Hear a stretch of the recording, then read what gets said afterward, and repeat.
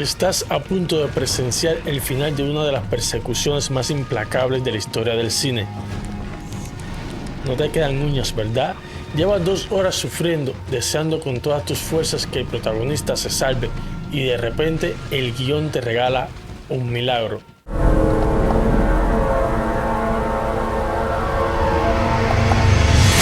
Hey planomaníacos, bienvenidos al canal donde el cine y las series se analizan sin cortes. Hoy nos detenemos precisamente en este plano. El peligro desaparece, los villanos se olvidan de la casa y los verdugos se convierten en niños asustados ante lo desconocido. Nuestro héroe respira, rescata a su familia y se interna en la selva en busca de un nuevo y esperanzador comienzo.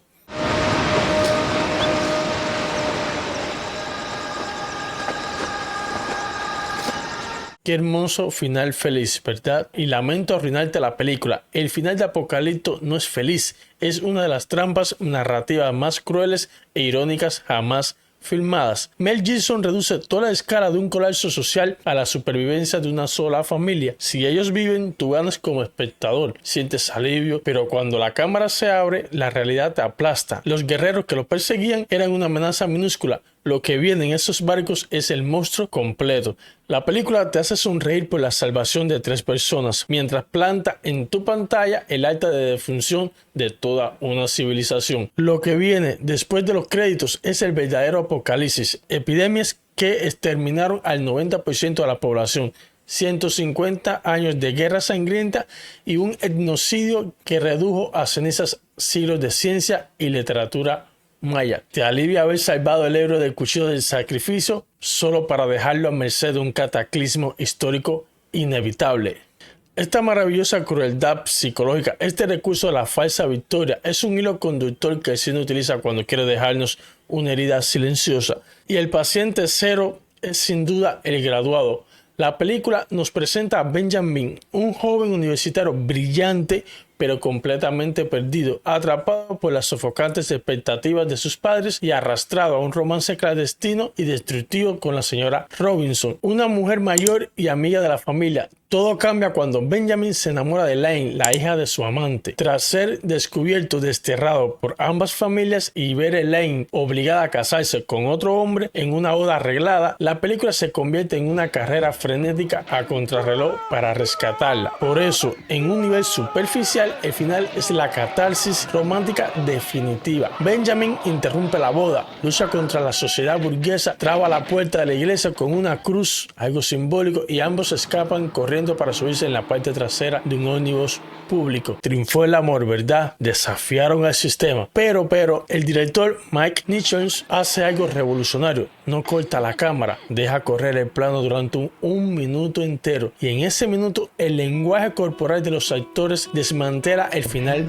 feliz. La euforia de la huida empieza a evaporarse. Las sonrisas se congelan. Los rostros se vuelven rígidos, serios, incómodos. Se miran de reojo y sin decir una sola palabra, el espectador entiende el peso de la realidad. No tienen un plan, no tienen dinero, apenas se conocen y acaban de dinamitar sus puentes familiares por un impulso inmaduro. La música de Song of the Silence ya no suena romántica, suena como un inicio para 2 náufragos que acaban de darse cuenta que su gran victoria es el inicio de un vacío absoluto. Si El Graduado te rompe el corazón por desencanto, Es Máquina lo hace por pura psicología narrativa.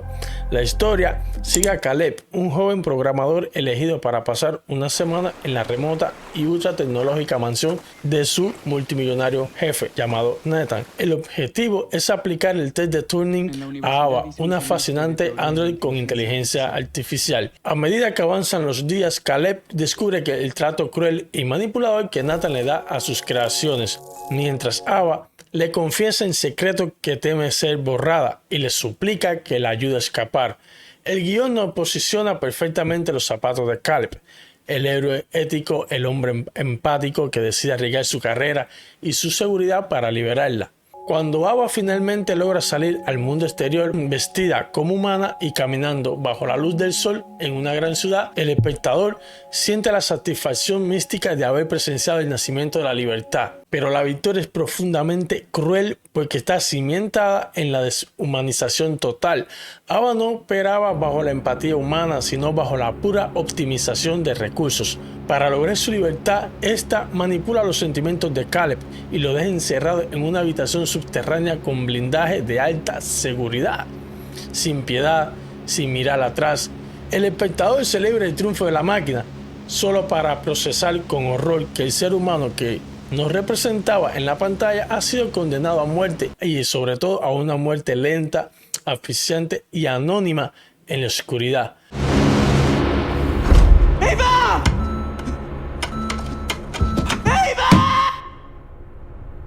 El final feliz de la inteligencia artificial es el asesinato en primer grado de la humanidad. Loco, ¿verdad? Sin embargo, si hablamos de crueldad matemática, existe un final que destruye espiritualmente al espectador porque pervierte el concepto mismo de la esperanza. Hablo de la niebla. Tras una extraña tormenta, una densa y misteriosa niebla cubre el pequeño pueblo de Maine, trayendo consigo a monstruos colosales y letales de otra dimensión. Un grupo de ciudadanos, incluido el artista David y su pequeño hijo de 8 años, se atrincheran en un supermercado. Allí no solo deben sobrevivir al horror que acecha afuera, sino al colapso psicológico y al fanatismo religioso que surge adentro. Tras un asedio insufrible, David logra liderar un escape desesperado en un coche con su hijo y 3 adultos más. Conducen esquivando monstruos hasta que el tanque de gasolina queda completamente vacío en mitad de la nada. Envueltos por la blancura y los rugidos, no hay salida. En un acto en el que el guión nos vende como la última muestra de piedad y amor paternal, David utiliza las 4 últimas balas para dispararle a los pasajeros, incluido a su propio hijo.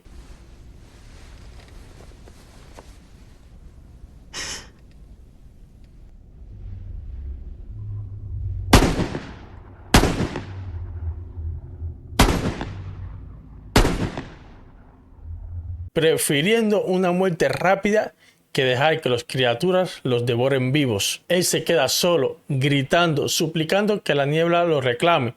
¡Vengan! ¡Ya! Y aquí llega el golpe de gracia más sádico del cine contemporáneo.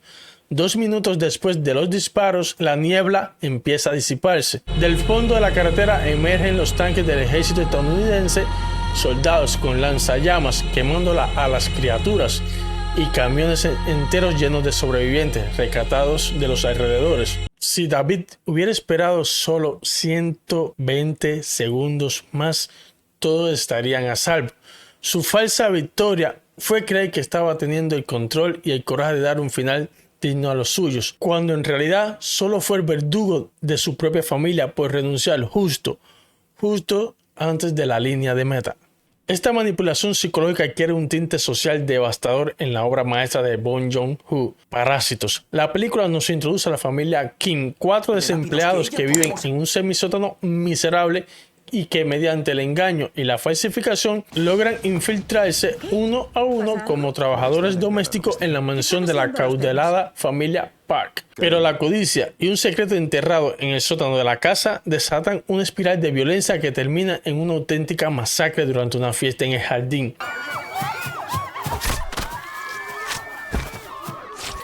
El padre, tras cometer un crimen por desesperación, desaparece sin dejar rastro. En los últimos minutos, el hijo Kim-woo nos lee una hermosa carta dirigida a él tras descubrir que su padre sigue vivo, escondido como un fantasma en el sótano de esa misma mansión. En pantalla vemos como la promesa de la carta se cumple. Kim-woo estudia, consigue un trabajo honesto, gana una fortuna y compra la lujosa mansión. El día en que nos instalemos, mamá y yo estaremos en el jardín. Si está tan bien allí al sol. Lo único que tendrás que hacer será subir las escaleras.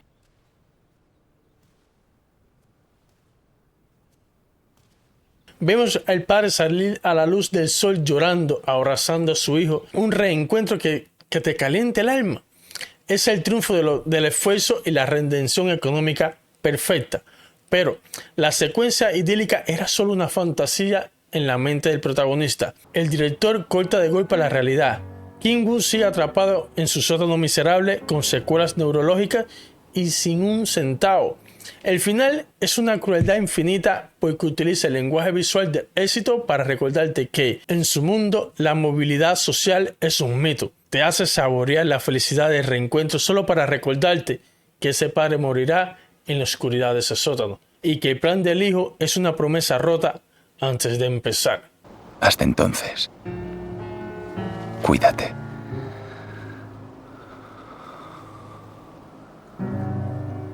Nos vemos pronto. Y si de planes perfectos hablamos, la cumbre de la perversión narrativa la alcanza David Fincher en Seven. La trama sigue a Soberman, un veterano detective a punto de jubilarse, y a Mills, su joven e impulsivo nuevo compañero, mientras investigan una serie de asesinatos metódicos y satádicos basados en los 7 pecados capitales. El asesino, un psicópata llamado John Doe, convierte cada escena en una lección moral macabra. A solo 2 pecados de terminar su obra, John Doe se entrega inesperadamente a la policía bañado de sangre. Detective. Después de esto, adiós. Detective. No me sorprendería. ¡Detective! ¿Me está buscando a mí? Ofreciendo confesar dónde están las últimas víctimas si los detectives lo acompañan a un punto remoto en el desierto. En el clímax y en mitad de esa nada absoluta, el criminal está completamente derrotado, esposado y bajo el cañón del alma detective Mills. El caso está resuelto. El monstruo ha sido atrapado. Es la victoria de la justicia. Hasta que llega una furgoneta de mensajería con una caja. Al descubrir que John Doe había decapitado a la esposa embarazada de Mills por pura envidia hacia su vida normal. Visité tu casa esta mañana, después de que te fuiste.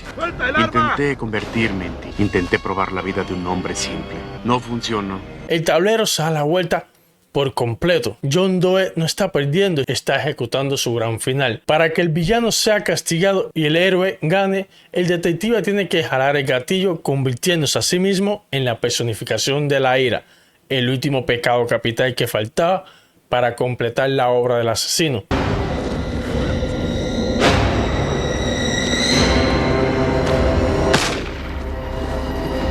Mills dispara, John Doe gana. El héroe destruye su propia vida y su moralidad para darle la victoria absoluta al cadáver que tiene a sus pies. Al final, todas estas obras maestras comparten el mismo hilo invisible que descubrimos en Apocalipto. Cuando la esposa de Garra de Hawái contempla el horizonte y le pregunta si deben ir hacia los hombres de la playa, él responde: no, vayamos a la selva.